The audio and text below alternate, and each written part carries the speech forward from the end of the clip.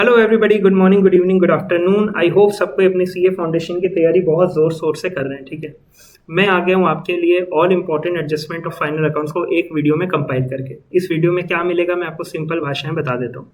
मैं कोई भी लेम एडजस्टमेंट जो होती है ना, इजी वाली जो आपको अभी स्क्रीन में दिख रही है, वो इतना लेम है नहीं, डोंट वरी। लेम वाली एडजस्टमेंट बिल्कुल नहीं करूँगा जो इजी होता है टाइम पास के लिए। सिर्फ और सिर्फ वो एडजस्टमेंट करूँगा जो ट्रिकी है, जो एग्जाम में बहुत ज़्यादा आता है एंड उसमें बच्चे फंसते हैं एवरीबॉडी। तो मेरा बस एम इतना ही एवरीबॉडी कि कम टाइम में आपको वो सारा एडजस्टमेंट मैं रिवाइज करा दूं ताकि एग्जाम में आप उसको गलती ना करो, और एग्जाम का एक दिन पहले ये वीडियो अगर आप देखो तो आपको वो सारा एडजस्टमेंट एक बार में समझ में आ जाए, एक बार में रिवाइज हो जाए कम से कम टाइम में। ठीक है, चलो इधर देखो। सबसे पहले ये दो एडजस्टमेंट को आप देखिए, इन दोनों में डिफरेंस क्या है। एक जगह पे आउटस्टैंडिंग वेजेस एडजस्टमेंट में दिया हुआ है और एक जगह एडजस्टमेंट दिया हुआ है ट्रायल बैलेंस में, मतलब आउटस्टैंडिंग वेजेस ट्रायल बैलेंस में दिया हुआ है। अब बच्चे करते क्या है ये देखो, इस क्वेश्चन में कोई गलती नहीं होती है। बच्चे पीएल में लिख देते हैं 20,000 वेजेस प्लस 5,000 आउटस्टैंडिंग वेजेस, तो 25,000 रुपए वो वेजेस में डाल देते हैं in trading account, not PL everybody, in trading account. ठीक, और बैलेंस शीट में वो दिखा देते हैं 5,000 रुपीज एज लाइबिलिटी। इसमें कोई भी गलती नहीं है एवरीबॉडी, टकाटक सही है। इसका डबल इफेक्ट ले लेते हैं, क्यों? क्योंकि ये एडजस्टमेंट है एवरीबॉडी। ठीक है, एडजस्टमेंट है मतलब इसका जर्नल एंट्री पास नहीं हुआ तो हम लोग डबल इफेक्ट ही लेंगे, एक डेबिट एक क्रेडिट। लेकिन एवरीबॉडी सेकेंड नंबर में बच्चे क्या करते हैं, इसमें भी सेम ट्रीटमेंट करते हैं, जबकि ऐसा नहीं होगा। बात समझ में आती है? ऐसा नहीं होगा, प्लीज ध्यान दो। यहाँ पर आउटस्टैंडिंग वेजेस ट्रायल बैलेंस में है, ट्रायल बैलेंस में लेजर का बैलेंस आता है, और लेजर कब बनता है? जब जर्नल पास होता है। इसका मतलब आउटस्टैंडिंग वेजेस का ऑलरेडी जर्नल पास हो चुका है एवरीबॉडी, मतलब डबल इफेक्ट ऑलरेडी लिया जा चुका है, तुमको लेने का कोई नीड नहीं है। तो यहाँ पर जब ट्रेडिंग में वेजेस लिखोगे ना एवरीबॉडी, तो 20,000 ही लिखना, कुछ भी ऐड नहीं करना, ऐड नहीं करेंगे। और आउटस्टैंडिंग वेजेस को हम लोग कहाँ लिख देंगे?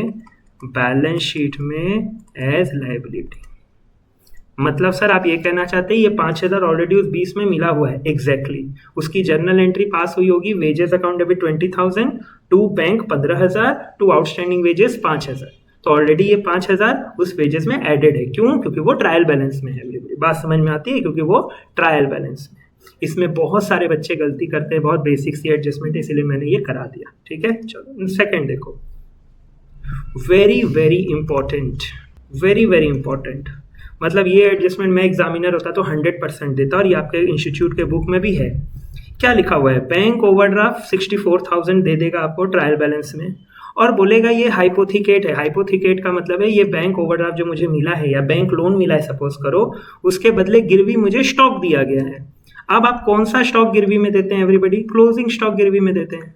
बोला है 80% स्टॉक गिरवी में दिए हैं और मार्जिन है 20%। ऐसे क्वेश्चन में क्या होता है एवरीबॉडी, क्लोजिंग स्टॉक दिया हुआ नहीं रहता है, और बच्चे बोलते हैं क्लोजिंग स्टॉक दिया हुआ नहीं है, चलो जीरो लेके सम बना देंगे। एकदम गलत एवरीबॉडी। ये हिंट है क्लोजिंग स्टॉक निकालने का। कैसे? मैं आपको बताता हूँ। देखो हम लोग क्या करेंगे, बोलेंगे let closing stock be x. ठीक है, ओके सर, इसमें से गिरवी कितना दे दिए हम लोग? गिरवी माने हाइपोथिकेशन 80%। क्या मैं कह दूं 0.8x हम लोग गिरवी दे दिए? Okay sir. अब सारे बच्चे मुझे एक बात बताइए, इधर मैं डब्बा बना देता हूं कि sir loan is equal to 0.8x जो हम लोग गिरवी दिए into 1 minus margin. Sir 1 minus margin मतलब देखो, बैंक हमें ना 100 रुपए की चीज देते हैं तो 100 रुपए का लोन नहीं देता है, 100 रुपए में से मार्जिन कट करता है। मतलब कि अगर मैंने 100 रुपए का एसेट दिया होगा और मार्जिन 20% है तो वो मुझे 80 रुपीज का लोन देगा। इसीलिए मैंने क्या लिखा कि loan is equal to 0.8x, इतना मैंने गिरवी दिया है स्टॉक, और मुझे इतना ही पैसा नहीं मिला, 0.8x नहीं मिला, उसमें 20% काट के मिला, 20% मार्जिन कट करके मिला एवरीबॉडी। ठीक है, सो देयरफॉर एक मिनट एवरीबॉडी, 0.8x में वो क्या करेंगे, मुझे 0.8x का 80% लोन देंगे। वो ये लिखता हूं, ज्यादा सिंपल है। 100% नहीं देंगे, कितना देंगे? 80% देंगे। क्यों? क्योंकि उन्होंने 20% क्या कर लिया? मार्जिन कट कर लिया एवरीबॉडी, मार्जिन कट कर लिया। ध्यान देना, यहाँ पे बहुत बच्चे गलत करते हैं। तो क्या मैं कह दूं loan is equal to 0.64x? Yes sir. और मेरा लोन कितने का है 64,000, वही bank overdraft basically 64,000 is equal to 0.64x, for x is equal to I hope everybody 1 lakh रुपए। ठीक, अब आप इसको चेक करना चाहो तो कर सकते हो। 1 लाख का शौक है सर, हाँ सर 80% गिरवी दे दिए, हाँ सर, मतलब सर 80,000, हाँ तो सर इसमें से 20% मार्जिन उन लोग काट लिया, 16,000 का मार्जिन कट कर लिया, देयरफॉर सर लोन कितना हो गया 64,000। सर हिसाब मैच हो गया, मेरा आंसर सही है। ये बहुत इंपॉर्टेंट एडजस्टमेंट एग्जाम में आ गया, प्लीज ऐसे सॉल्व करिएगा, मैं बहुत खुश हो जाऊंगा। ठीक है, चलो नेक्स्ट। और एक बात बताता हूँ, इसको आप 1-2 प्रैक्टिस भी करना, मेरा काम था आपको एक्सप्लेन करना, मैंने एक फॉर्मूला दे दिया है, आप आराम से इसमें फिट करना और आंसर लेके आना। ठीक है, चलो नंबर 4 देखो। नंबर 4 में एवरीबडी सस्पेंस अकाउंट दिया हुआ। अब होता क्या है, बच्चे पूरा घबरा जाते हैं, सर सस्पेंस को कैसे क्लियर करेंगे। प्लीज घबराना मत, दिमाग में ये रखना कि सस्पेंस कट जाएगा। क्या बोला मैंने, सस्पेंस कट जाएगा। कैसे कटेगा देखो, सस्पेंस अगर दिया हुआ है ना तो कोई अगड़म बगड़म ट्रांजेक्शन जरूर दिया रहेगा। जैसे यहाँ क्या दिया हुआ है कि cell return book, everybody cell return book overcasted था। क्या था एवरीबडी, ओवरकास्टेड था 50,000 से। ठीक है, एट द लास्ट ईयर, ये ओवरकास्टेड होगा कि अंडर होगा, अगर अंडर होगा तो और डेबिट, और हाँ ये अंडरकास्टेड होगा एवरीबडी। ठीक है, मैं इसे चेंज कर देता हूँ, अंडरकास्टेड। हाँ, cell return book everybody undercasted था 50,000 लास्ट ईयर, मैंने सेल रिटर्न कम लिखा था। सो एवरीबडी लास्ट ईयर अगर अंडरकास्टिंग ओवरकास्टिंग हुई होगी तो मेरा ट्रायल बैलेंस मैच नहीं किया होगा, इस वजह से क्या आ गया सस्पेंस अकाउंट। और अब मुझे पता चल गया एवरीबडी, तो अब मैं इसे क्लियर कैसे करूंगा देखो। सेल रिटर्न अंडरकास्ट हुआ मतलब सेल रिटर्न कम डेबिट हुआ एवरीबडी, कम डेबिट हुआ, देयरफॉर इसकी जर्नल एंट्री होगी sale return debit 50,000 to suspense 50,000। अब आप देखो एवरीबडी, ये सस्पेंस डेबिट 50 और ये क्रेडिट दोनों आपस में कट गया, और नेट इफेक्ट क्या आएगा, नेट इफेक्ट आएगा increase cell written by 50,000 in trading account. बस हो गया, मतलब बेसिकली ओवरऑल आपका सेल्स कम हो जाएगा। क्यों, आपने सेल रिटर्न कम भाई लिखा था, सेल रिटर्न ज्यादा लिखोगे तो सेल कम हो गई। मतलब सर आप ये कहना चाह रहे हो कि सस्पेंस कट जाएगा अगर ट्रायल बैलेंस में दिया हुआ रहेगा, तो 99% टाइम यही होता है एवरीबडी। मैं ये कह रहा हूँ कि सस्पेंस देख के आप घबराइएगा मत, बस घबराना मत। ठीक है, और ये स्टॉक वाला एडजस्टमेंट को प्लीज अच्छे से देख के जाना। अगर आप चाहोगे मैं इसको दोबारा बता देता हूँ आपको, ये वाला लॉजिक पकड़ के रखना कि भाई पहले हम देखेंगे कि कितना गिरवी दिए थे, फिर उसमें से मार्जिन कट करेंगे, उसके बाद लोन का अमाउंट लिखेंगे। बस मार्जिन कट करना मत भूलना, उसके पहले बहुत इजी है, मार्जिन कट करना मत भूलना। ठीक है, अपने से एग्जांपल लेना, 1-2 बनाना, कोई दिक्कत हो तो इंस्टाग्राम में मुझे मैसेज करना। ठीक है, चलो नंबर 5 देखो। मशीनरी 10 लाख की दी हुई है, प्रोविजन दी हुई है 1 लाख की। अब इसमें आपको डेप्रिसिएशन लगाने बोला, बहुत ईजी है, पर गलती कहाँ होती है, उन्होंने बोला डेप्रिसिएशन लगाओ 10% ऑन कॉस्ट, मतलब ओरिजिनल कॉस्ट मेथड। तो आप क्या करना, तब आपका आंसर जो होगा केस 1 डेप्रिसिएशन होगा 10% ऑफ 10 लाख, मतलब 1 लाख रुपया जाएगा पीएल में एवरीबडी, करेक्ट, पीएल में। और प्रोविजन फॉर डेप्रिसिएशन का जो बैलेंस है एवरीबडी वो कितना हो जाएगा 11 लाख। कोई दिक्कत नहीं एवरीबडी, और मशीन ऐसी की ऐसी रहेगी, कोई फर्क तो पड़ नहीं रहा। ठीक है, लेकिन अगर एवरीबडी केस 2 बोल दिया कि डेप्रिसिएशन आप लगाओ, ठीक है, डेप्रिसिएशन आप लगाओ WDV मेथड में, तो ये आपको कंसेप्ट डेप्रिसिएशन का पता होना चाहिए एवरीबडी कि दिस प्रोविजन मतलब कि ये इस मशीन का पूरा डेप्रिसिएशन है, तो मतलब WDV कितना है 9 लाख रुपया एवरीबडी, और अब 10% ऑफ 9 लाख लगेगा, मतलब 90,000 जाएगा पीएल में एवरीबडी, और प्रोविजन का बैलेंस हो जाएगा 1,90,000, मशीन वैसा का वैसा रहेगा। ओ हाँ सर, हम लोग ये गलती कर देते हैं, मत करना, मैंने याद दिला दिया। ठीक, नंबर 6 में देखो, ये एक एरर है। मशीन दिया हुआ 5 लाख का, सेल दिया हुआ 10 लाख का, और बोला एक मशीन 2 लाख की है जो 2,20,000 में बेचे थे, पर उसे सेल्स ट्रीट कर लिया। तो सर यहाँ तो गलत सेल्स हो गया, यस गलत सेल्स, देयरफॉर आप क्या करोगे, रेड्यूस करोगे, रेड्यूस सेल्स बाई 2,20,000। सर ये तो हमें पता था, सेकंड जगह पे तुम मिस्टेक कर देते हो, रेड्यूस मशीन को भी आप 2,20 पे कर देते हैं। बिल्कुल नहीं, मशीन 2 लाख की गई है तो मशीन को बैलेंस शीट से आप रेड्यूस 2 लाख रुपए से करेंगे, 2,20 से नहीं करेंगे। तो सर डेबिट क्रेडिट तो मैच नहीं हुआ, होगा ना, record 20,000 gain in PL account. अब मैच होगा, ये क्रेडिट हो गया, ये क्रेडिट हो गया, ये डेबिट हो गया everybody.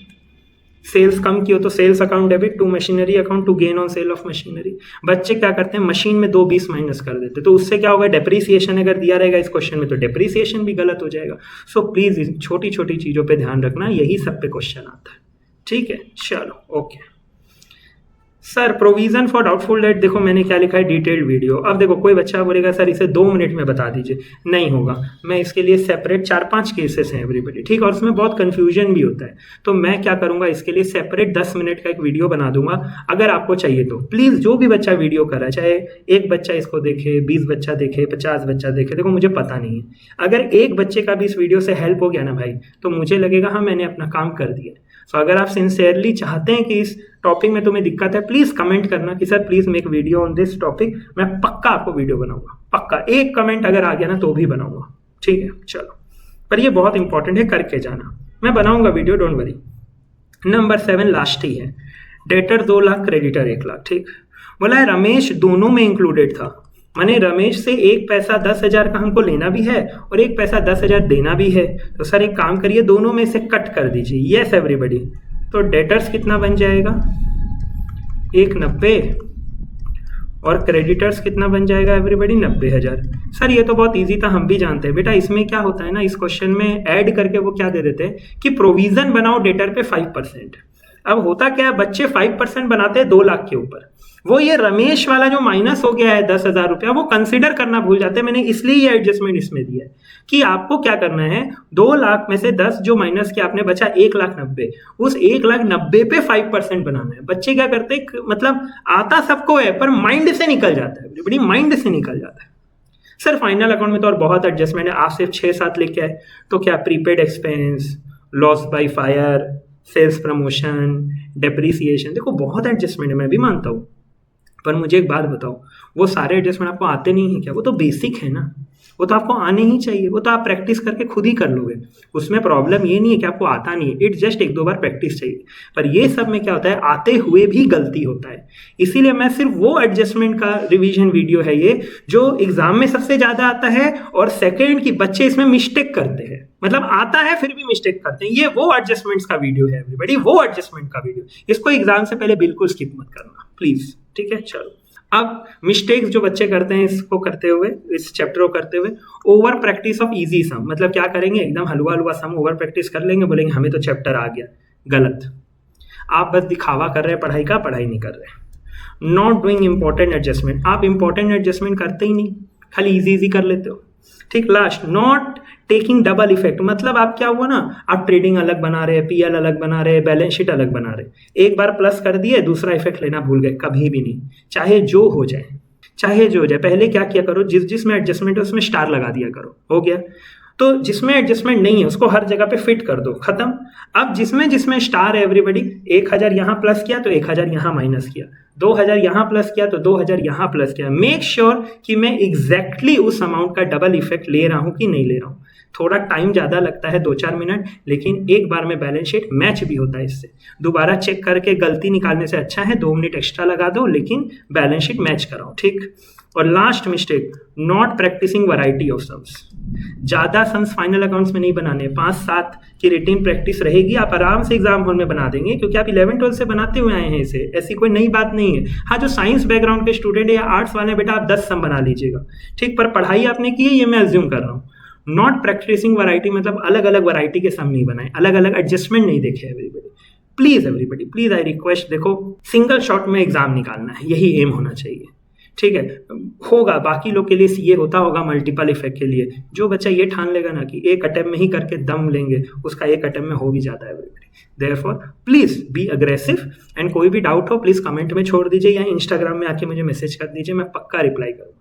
Thank you so much everybody. सिर्फ और सिर्फ 16 या 17 मिनट हुए हैं और सिर्फ 15 से 16 मिनट के अंदर क्या मिस्टेक अवॉइड करना है फाइनल अकाउंट्स के चैप्टर में और सारे इंपॉर्टेंट एडजस्टमेंट और वो एडजस्टमेंट जिसमें बच्चा आते हुए भी गलत कर देता है वो कवर हो चुके हैं। प्लीज ये वीडियो को मत मिस करना and I request you all कि प्लीज अपने सीए के और भी जो भी जूनियर्स हैं उनके साथ इसको शेयर जरूर करना और अपना अच्छा बुरा जो भी है अगर कोई वैल्यूएबल कमेंट हो वो प्लीज वीडियो पे डाल के जाना। ठीक है, thank you so much. Stay connected to the channel.